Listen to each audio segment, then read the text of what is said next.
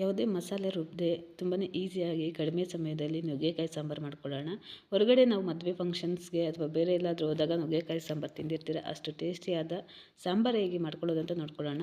Ingredients ನಾನು ಇಲ್ಲಿ ತೊಗರಿಬೇಳೆ 2 ಟೇಬಲ್ ಸ್ಪೂನ್, ಮಸೂರ್ ದಾಲ್ 2 ಟೇಬಲ್ ಸ್ಪೂನ್, 1 ಟೇಬಲ್ ಸ್ಪೂನ್ ಆಗೋಷ್ಟು ಹೆಸರುಬೇಳೆ ಸೇರಿಸ್ಕೊಳ್ತಾ ಇದ್ದೀನಿ. ಇವು 3 ಸೇರಿಸ್ಕೊಂಡ್ರೆ ಟೇಸ್ಟ್ ತುಂಬಾ ಚೆನ್ನಾಗಿ ಬರುತ್ತೆ. ಹಾಗೆ ಒಂದು ಆಲೂಗಡ್ಡೆ, ಟೊಮೆಟೊ, ಈರುಳ್ಳಿ ಮತ್ತು ನುಗ್ಗೆಕಾಯಿನ ಕಟ್ ಮಾಡಿ ಈ ರೀತಿ ಇಟ್ಕೊಂಡಿದ್ದೀನಿ. ಒಂದು ಸಲ ಈ 3 ಬೇಳೆ ಹಾಕ್ಕೊಂಡು ಮಾಡ್ಕೊಳ್ಳಿ, ತುಂಬಾ ಟೇಸ್ಟಿಯಾಗಿ ಬರುತ್ತೆ. ಹಾಗೆ ಒಗ್ಗರಣೆ ಮಾಡ್ಕೊಳ್ಳೋದಕ್ಕೆ ನಾನು ಈರುಳ್ಳಿ, ಹಸಿಮೆಣ್ಸಿನ್ಕಾಯಿ, ಒಣಮೆಣ್ಸಿನ್ಕಾಯಿ, ಬೆಳ್ಳುಳ್ಳಿ, ಟೊಮೆಟೊ, ಕೊತ್ತಂಬರಿ ಸೊಪ್ಪು ಮತ್ತು ನುಗ್ಗೆಕಾಯಿನ ಇಟ್ಕೊಂಡಿದ್ದೀನಿ. ಪಕ್ಕದಲ್ಲಿ ಬೇಳೆನ ಸೇರಿಸ್ಕೊಳ್ತಾ ಇದ್ದೀನಿ ಕುಕ್ಕರ್ಗೆ. ಬೇಳೆಗಳು, ಆಲೂಗಡ್ಡೆ, ಟೊಮೆಟೊ, ಸ್ವಲ್ಪ ಅರಿಶಿನ ಪುಡಿ ಸೇರಿಸ್ಕೊಂಡು ನಾವು ನೀರು ಎಷ್ಟು ಬೇಕೋ ಅಷ್ಟು ನೀರನ್ನ ಸೇರಿಸ್ಕೊಂಡು 1-2 ವಿಜಿಲ್ ಚೆನ್ನಾಗಿ ಬೇಯಿಸ್ಕೊಳ್ಳೋಣ. ಬೇಳೆ ತುಂಬ ಸ್ಮೂತಾಗಿರುತ್ತೆ, ಆವಾಗ ಗ್ರೇವಿ ಕನ್ಸಿಸ್ಟೆನ್ಸಿನೂ ಚೆನ್ನಾಗಿರುತ್ತೆ. ಈ ರೀತಿ ಬೇಯಿಸ್ಕೊಂಡು ಇಟ್ಕೊಳ್ಳೋಣ ಪಕ್ಕದಲ್ಲಿ. ಈಗ ಮಾಡ್ಕೊಳ್ಳೋದಕ್ಕೆ ಒಂದು ಪ್ಯಾನ್ ತೊಗೊಂಡಿದ್ದೀನಿ. ಇದಕ್ಕೆ 1-2 ಟೇಬಲ್ ಸ್ಪೂನ್ ಎಣ್ಣೆ, ಸಾಸಿವೆ, ಜೀರಿಗೆ, ಹಾಗೆ ಹಚ್ಚಿಟ್ಕೊಂಡಿರೋಂಥ ಈರುಳ್ಳಿ, ಸ್ವಲ್ಪ ಬೆಳ್ಳುಳ್ಳಿ, ಸ್ವಲ್ಪ ಜಜ್ಜಿಟ್ಕೊಂಡಿರೋಂಥ ಬೆಳ್ಳುಳ್ಳಿ ಸೇರಿಸ್ಕೊಂಡಿದ್ದೀನಿ. ಒಣಮೆಣ್ಸಿನ್ಕಾಯಿ ಒಂದು 4, ಹಸಿಮೆಣ್ಸಿನ್ಕಾಯಿ ಒಂದು 4 ಸೇರಿಸ್ಕೊಂಡು ಸ್ವಲ್ಪ ಚೆನ್ನಾಗಿ ಎಣ್ಣೆಯಲ್ಲಿ ಬಾಡಿಸ್ಕೊಳ್ಳೋಣ. ನಂತರ ಕಟ್ ಮಾಡಿರೋಂಥ ಟೊಮೆಟೊ ಸೇರಿಸ್ಕೊಂಡು ಸ್ವಲ್ಪ ಬಾಡಿಸ್ಕೊಳ್ಳೋಣ. ಈಗಾಗಲೇ ಕಟ್ ಮಾಡಿ ಇಟ್ಕೊಂಡಿರೋಂಥ ನುಗ್ಗೆಕಾಯಿನ ಸೇರಿಸ್ಕೊಳ್ಳೋಣ.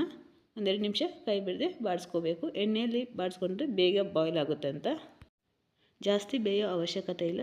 ಸ್ವಲ್ಪ ಚೆನ್ನಾಗಿ ಎಣ್ಣೆಯಲ್ಲಿ ಫ್ರೈ ಮಾಡ್ಕೊಳ್ಳೋಣ, ಆಗ ಟೇಸ್ಟು ತುಂಬಾ ಚೆನ್ನಾಗಿ ಬರುತ್ತೆ. ನಂತರ ನಾವು ಬೇಯಿಸಿಟ್ಕೊಂಡಿರೋಂಥ ಬೇಳೆನ ಸೇರಿಸ್ಕೊಳ್ಳೋಣ. ಟೊಮೆಟೊನು ತುಂಬ ಸ್ಮೂತಾಗಿ ಬೆಂದಿರುತ್ತೆ, ನೀಟಾಗಿ ಮಿಕ್ಸ್ ಮಾಡ್ಕೊಳ್ಳೋಣ.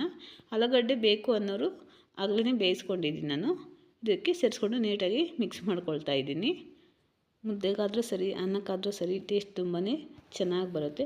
ನೀಟಾಗಿ ಮಿಕ್ಸ್ ಮಾಡ್ಕೊಂಡ ನಂತರ ಇದಕ್ಕೆ ಪೌಡರ್ಸು ಸೇರಿಸ್ಕೊಳ್ತಾ ಇದ್ದೀನಿ. ಖಾರದ ಪುಡಿ, ಧನಿಯಾ ಪುಡಿ, ಸಾಂಬಾರು ಪುಡಿ, ನಾವು ಮನೇಲಿ ಯಾವುದಿದ್ರೆ ಅದು, ರುಚಿಗೆ ಎಷ್ಟು ಬೇಕೋ ಅಷ್ಟು ಉಪ್ಪು, ಇಷ್ಟನ್ನು ಸೇರಿಸ್ಕೊಂಡು ನೀಟಾಗಿ ಒಂದು ಸಲ ಮಿಕ್ಸ್ ಮಾಡ್ಕೊಳ್ಳೋಣ.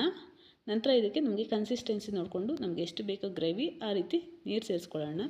ಅನ್ನಕ್ಕಾದರೆ ಸ್ವಲ್ಪ ತೆಳ್ಳಕ್ಕಿದ್ರೆ ಸರಿ ಹೋಗುತ್ತೆ. ನೀಟಾಗಿ 1-2 ಲೋಟ ಆಗೋಷ್ಟು ಸೇರಿಸ್ಕೊಳ್ತಾ ಇದ್ದೀನಿ ನಾನು ಇಲ್ಲಿ.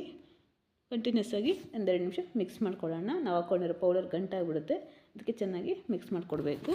ಮತ್ತು ಕುದಿ ಬರ್ತಾ ಇರೋವಾಗ ಇದಕ್ಕೆ ಲಿಡ್ ಕ್ಲೋಸ್ ಮಾಡಿ 1-5 ನಿಮಿಷ ಬೇಯಿಸ್ಕೊಂಡ್ರೆ ಸಾಕಾಗುತ್ತೆ. ನುಗ್ಗೆಕಾಯಿ ಎಲ್ಲ ಕುಕ್ಕರಲ್ಲಿ ಮಾಡಬಾರ್ದು, ಅದು ತುಂಬ ಸ್ಮೂತಾಗಿ ಚೆನ್ನಾಗಿ ಬಾಯ್ಲ್ ಆಗಿಬಿಡುತ್ತೆ. 1-5 ನಿಮಿಷ ಈ ರೀತಿ ಓಪನ್ ಪಾತ್ರೆಯಲ್ಲೇ ಬೇಯಿಸ್ಕೊಂಡ್ರೆ ಸರಿ ಹೋಗುತ್ತೆ. ಪ್ಲೇಟ್ ಓಪನ್ ಮಾಡಿದರೆ ಈ ರೀತಿ ಆಲ್ರೆಡಿ ಚೆನ್ನಾಗಿ ಬೆಂದಿದೆ. ಒಂದು ಸಲ ಚೆಕ್ ಮಾಡ್ಕೊಳ್ಳೋಣ ನುಗ್ಗೆಕಾಯಿ ಬೆಂದಿದೆ ಇಲ್ಲ ಅಂತ. ಬೆಂದಿಲ್ಲ ಅಂದರೆ ಇನ್ನೊಂದು 2 ನಿಮಿಷ ಇಟ್ಕೊಂಡು ಬೇಯಿಸ್ಕೋಬೇಕು. ಈ ರೀತಿ ಚೆನ್ನಾಗಿ ಬೆಂದಿರೋದ್ರಿಂದ ಇದಾಗಿದೆ. ನೀಟಾಗಿ ಕಂಟಿನ್ಯೂಸ್ ಆಗಿ ಮಿಕ್ಸ್ ಮಾಡಿಕೊಂಡು 1-2 ನಿಮಿಷ ಕುದಿಸ್ಕೊಂಡ್ರೆ ಸಾಕಾಗುತ್ತೆ. ನಾವು ಈಗಾಗಲೇ ಒಗ್ಗರಣೆ ಹಾಕ್ಕೊಂಡಿರೋದ್ರಿಂದ ಕೊನೆಯಲ್ಲಿ ಒಗ್ಗರಣೆ ಹಾಕ್ಕೊಳ್ಳೋ ಅವಶ್ಯಕತೆ ಇರೋಲ್ಲ. ಸ್ವಲ್ಪ ಒಂದು ನಿಂಬೆಹಣ್ಣು ಗಾತ್ರಷ್ಟು ಹುಣಸೆ ಹಣ್ಣು ಹುಳಿನ ಸೇರಿಸ್ಕೊಳ್ತಾ ಇದ್ದೀನಿ. ಹಾಗೆ ಮೇಲೆ ಸ್ವಲ್ಪ ಕೊತ್ತಂಬರಿ ಸೊಪ್ಪನ್ನ ಸೇರಿಸ್ಕೊಂಡು 1-2 ನಿಮಿಷ ಕುದಿಸ್ಕೊಂಡ್ರೆ ಸಾಂಬಾರು ರೆಡಿ ಆಗಿರುತ್ತೆ. ಒಂದು ಸಲ ಟ್ರೈ ಮಾಡಿ ನೋಡಿ, ತುಂಬಾ ಈಸಿಯಾಗಿ ಮಾಡ್ಕೋಬಹುದು, ತುಂಬ ಟೇಸ್ಟಿಯಾಗೂ ಇರುತ್ತೆ. ಈ ರೆಸಿಪಿ ಯಾರಿಗೆಲ್ಲ ಇಷ್ಟ ಆಯಿತು ಲೈಕ್ ಮಾಡಿ, ಇನ್ನಷ್ಟು ಜನರಿಗೆ ಶೇರ್ ಮಾಡಿ. ಇದೇ ಮೊದಲನೇ ಬಾರಿ ನನ್ನ ಚಾನಲ್ನ ನೋಡ್ತಾ ಇದ್ದರೆ ಸಬ್ಸ್ಕ್ರೈಬ್ ಮಾಡ್ಕೊಂಡು ನೋಡಿ. Thank you for watching.